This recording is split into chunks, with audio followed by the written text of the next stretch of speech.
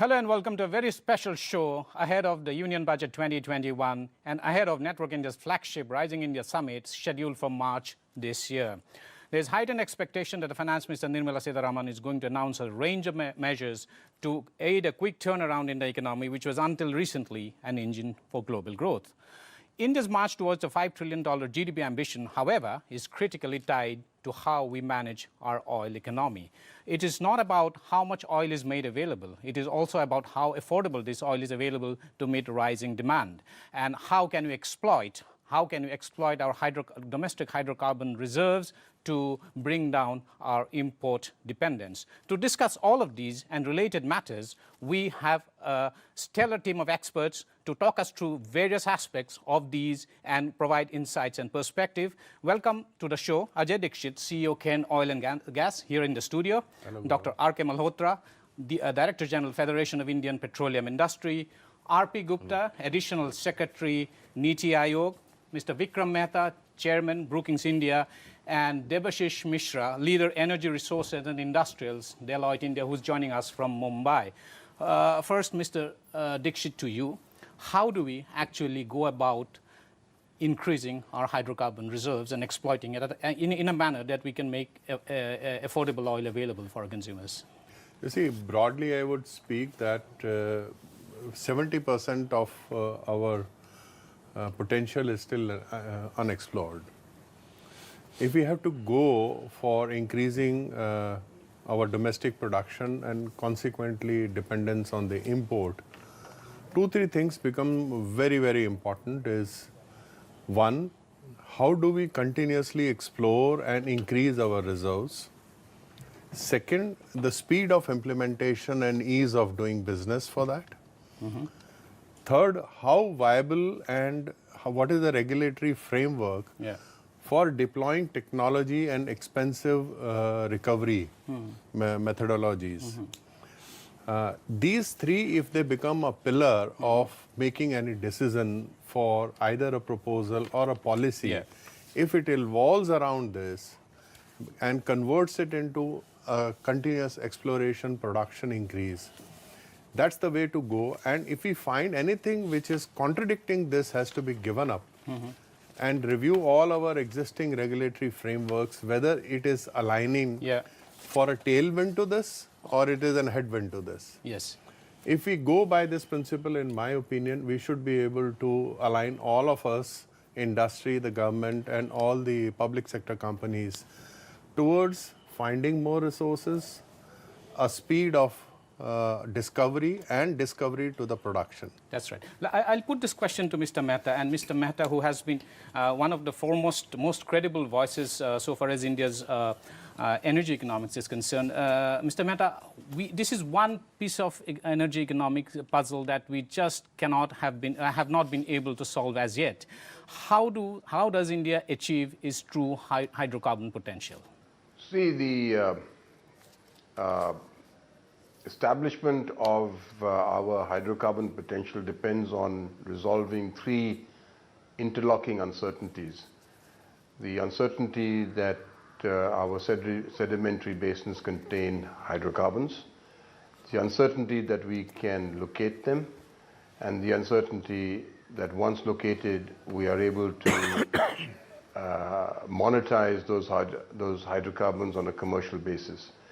Now, the first uncertainty, in a way, is no longer an uncertainty. It's well established through geological surveys and exploratory work that India does have a pretty broad base of sedimentary geology that contains reasonable, significant resources of hydrocarbons, oil and gas. Mm-hmm. So, whether it's 26 sedimentary basins or more, but the fact is that we do have hydrocarbon-bearing geology. Mm-hmm. The second uncertainty is, however, the key, and that is, can we locate those hydrocarbons? And here we are confronting complex geology and a very expensive drilling program. We're not sitting on a sea of oil, and here we really do need to do what Mr. Dixit has just outlined.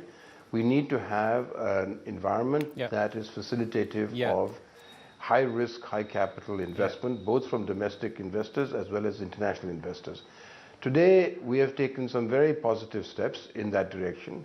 The government has taken some positive steps, but there's still a lot more to be done. Mr. Malhotra, India is set to overtake China as the biggest consumer of oil demand, and by 2024 is not very far away. And India's expanding middle class, a vast consuming middle class, is actually going to make it, reach that overtake China even more rapidly than what we probably anticipate.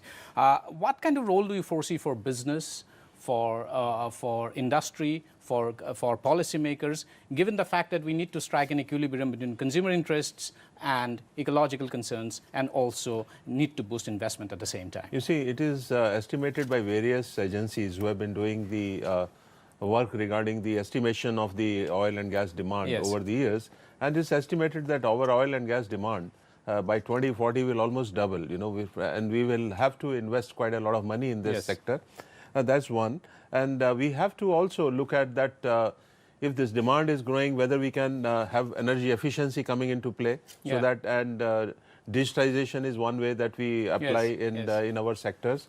And also we need to look at the alternatives which the government policy making have already been doing. Absolutely. Whether it is biofuels or any other thing, So mix of all this. That's true. Will work towards ensuring affordable energy to our That's people. true. That's a point that we would like to ask the government. And in fact, maybe Mr. R.P. Gupta would like to throw some light on this.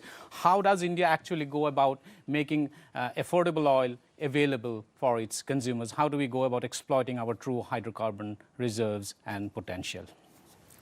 See, the strategy, as far as India is concerned, the strategy has to be to reduce its dependence on oil. We can have of course, we are not denying that oil will be needed, and oil will be needed in increased quantities. But the quantity of oil which will be needed can be substantially reduced if we tailor our policies more towards the new sources of energy, particularly electric vehicles, the renewable sources, and change the nature of energy use in different sectors. In transportation sector, it is electric vehicles, convert to LNG for heavy duty transportation in the medium term. That's right. So that is the oil dependence, first of all, the first and foremost will have to be reduced. Absolutely. So that is. Second is put up the policy framework in such a manner that your domestic production of oil and gases increase. So we are working on both the fronts. So that's an important point you make. You said that the policy framework need to be appropriately created, and the contours need to be defined in a manner that it actually boosts investments and also keeps consumer interests and ecological concerns in mind. But Mr. Malhotra, there is a point of view that the current regulatory framework governing India's oil economy is actually restrictive. Which are the rough edges you think need to be ironed out? No, I will not agree that it is restrictive. In fact, if you look at the policy changes which government has brought about in last 4 to 5 years, I think they have been remarkable. And the kind of policy which was brought in, help and open acreage licensing policy, and we shifted from production sharing contracts to revenue sharing, which in a way also brings an ease of business and the kind of freedoms which have been given. But there are some areas where pre-NELP, they also need equal kind of freedom. And there are the OID, cess, etc. is one issue which has been bothering the industry. I think so these are minor issues which I am sure the government is very positive. One of the other factor which is very crucial for our industry is about GST. That's true. We need to be brought into GST. Yes. So I'll come to the tax and the fiscal architecture in a bit, but let me get in Debashish here. Debashish, do you think the regulatory architecture as it currently stands today needs a bit of hammering down and needs a bit of ironing out? No, as Mr. Malhotra just mentioned that, a lot has happened on the policy front in last 4-5 years. And we are we'll start to see the results of all these changes in coming couple of quarters. Particularly actions around discovered small fields, and as he mentioned about HELP and OLP, which is basically a continuous process. You need to also understand that on the licensing front there was a large gap, and which is creating the kind of drying up of the pipeline. As Mr. Dixit was mentioning, the area explored is less than 30%. So how do you have more exploration? By having a continuous licensing policy. That's right. And putting the discoveries to production through a continuous process. So the pipeline has to be, all the time filled up. Yes. The other thing which the government has done on the policy front, which helps difficult recoveries, which will need, intervention from the day one. Yes. Is with EOR policy, the enhanced oil recovery Correct. policy. So these are very important So I would points say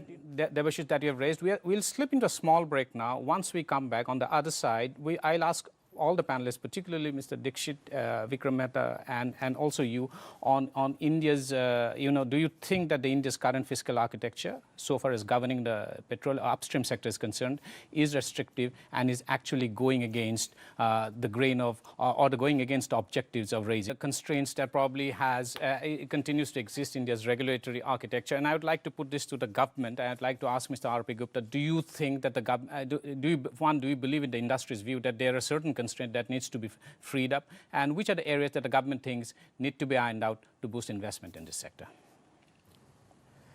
Well, to some extent, yes, and we must not forget that we have been having a government owned monopolies in oil and energy sector, and slowly we are getting into a space where it will be more and more market oriented, and that's how the regulations along with it will be slowly, they will be more tailored towards the market economy. And we are already seeing this thing happening in oil and gas sector, particularly in the exploration side. Now I feel that most of the things have been liberalized. They are more in tune with the global regulatory systems. On marketing side, on the gas and to some extent oil, yes, it is, they are a bit restrictive, but we are working towards liberalizing them gradually. Yeah, I think the industry would like to hear what are the areas you're working on, but it's good to know that the government has actually admitted that there are certain constraints. Mr. Dixit, how competitive is India's fiscal policy so far as the upstream petroleum sector is concerned? Do you think that certain specific tax measures need to be taken now in the Union Budget 2021, which is going to be presented on February 1, is the right occasion to do this? Do you think the cess needs to be completely eliminated? And which are the areas that need to be dealt with a degree of immediacy? I think it's a very good point which you have raised. I would say that while futuristically looking at help, the government is streamlining because these are the new production blocks. When it comes after success in exploration, these would be helpful what they are doing currently. Having identified what the issues are there, having ironed it out in the future, what they are going to do, the idea is to take the same lesson learned in the pre-NEL block. The majority of the industry is sitting in the pre-NEL block where the current producing fields are there. And most of these fields will complete their 25 years in 2020 itself. Yes. So one can imagine that having produced oil for 25 years, there is an extensive application of technology and a continuous exploration which is needed to fill the pipeline to continuously produce. How well and how viable the topic would be is an issue which has to be currently seen. And has successive governments actually overlooked this issue? Do you think that it's about time now to call a spade and say that no, the cess is something, an inverted duty structure that cannot exist if India is serious about exploiting its hydrocarbon reserves? Yeah, I would give you just a very simple example. cess was introduced for a specific purpose in a particular year, but that has continued. It has increased from at the time of allocation in 1995 to close to $3 a barrel to close to what is currently $13, $14, which is barrel. At the same time, the profit petroleum also has gone up from 20 to the regime of 50. Some are 60, some are 40, let's say average 50. The cess levels were actually increased in 2016-17 from a fixed level to an ad valorem level when the crude price is low. I'll come to that in a moment, but let me first get Vikram Mehta in. Mr. Mehta, two things. One, do you think that Indian taxation structure so far as the upstream oil sector or the entire oil sector is concerned is actually inverted and is a disincentive for further investment? And two, you did mention about contract sanctity. What do you think, in your view, how would you rate India's record so far as contract sanctity is concerned? On the latter point regards contract sanctity, the important question is what is the industry perception of India's record on contract sanctity, not the reality. Unfortunately, in the perception of industry, international industry in particular, is not positive. The record may not actually be that bad, but companies are still concerned about the various changes that did take place with regard to, let's say, gas marketing, gas pricing in the earlier years, and they still have to be assured that these sort of changes, retroactive and otherwise, will not occur in coming years, especially as they will need to invest a lot of money if they are to monetize the resources that they have found. So that's, I think, an issue of perception, and government has to do some hard work in addressing that. As far as the competitiveness of the fiscal structure is concerned, you know, I'm not in the business anymore, but from whatever I read, there are two issues that strike me as being unnecessarily uncompetitive. One is the whole issue of service tax, and the other is the issue of GST. Oil and gas should be included under GST. I think one of the other panelists did mention it already, and I think it's very important that this budget take it. And as regards service tax, Mr. Dixit will be a better person to answer this, but my understanding is that service tax is levied on cash calls and on a lot of PSC payments, which in effect leads to double taxation. That's right. And this is an avoidable burden, and it will not be acceptable to any new entity that's coming into you absolutely hit the nail on the head, because GST on petroleum products, ever since GST actually kicked in from July 1, 2017, has been a sticking point. And Mr. Malhotra, during the course of the discussion here, did mention that petroleum products should be brought under GST. Mr. Malhotra, that has been a very strong, outstanding demand of our industry, that our products and crude and gas should also be brought under GST. Somehow the central government has been very positive, and whenever we have been talking to the central government, whether it is the petroleum ministry, even the earlier finance minister, Mr. Jaitley, also we had interacted, and he was saying that we are for it, but somehow the GST council and the states where the manufacturing actually happens need to be convinced. So that's one issue which has been bothering us. We have carried out a study and tried to estimate about more than around 20,000 crores are stranded taxes. You know, input credits we are not able to, our industry is not able to take. So I think various issues like, you know, service tax on the profit petroleum, etc., could also be resolved if the things are brought under GST. So we have carried out a study recently and submitted to government just a couple of days back a proposal that maybe you can look into various options which will help, you know, in a revenue neutral manner somehow, that we should be under GST. Yeah, I like to put the same question to Debashish. Debashish, do you think it's about time that GST, the ambit of GST is widened to include petroleum products? If not for anything else, it's actually going to tidy up the system under which petroleum products are actually taxed in India. It looks like an ugly patchwork at this point in time. Do you think it's about time we bring GST into petroleum products? No, absolutely. And in fact, coincidentally, the study that Mr. Malhotra is mentioning, Deloitte assisted FIPI in carrying out that study. And that clearly establishes a very strong case for including GST. And, you know, it may be done in stages like, you know, your aviation fuel, gas, and those kind of things which are low-hanging fruit. But as Mr. Malhotra was mentioning, central government seems to be all, you know, on board to do that, because really the players are suffering because of this trapping of such a large amount of money in the sector. But somehow I think given the federal structure and the way these things are decided in the GST Council, probably more dialogue is needed. But that's really one of the biggest demand that the sector has been expecting government to initiate the dialogue and make it happen sooner than later. Thank you so much to all our panelists. Thank you, Debashish Mishra. Thank you, Dr. R.K. Malhotra. Thank you, Ajay Dixit. And thank you, Vikram Mehta, for this wonderful, insightful discussion. Unfortunately, because of paucity of time, we have to cut it short here. But there are many issues that need to be addressed to fix India's energy economics. If India were to achieve its $5 trillion GDP potential and GDP target, we need to find ways to make affordable oil